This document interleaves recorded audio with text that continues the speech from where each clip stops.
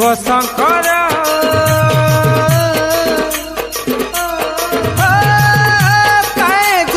दूषी करी कल पर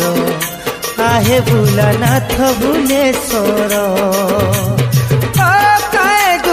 दूषी करी कल पर आहे भोलानाथ भुवनेश्वर माया मोह खेल धर किए नुहे तो कहार माया मोह खेल धर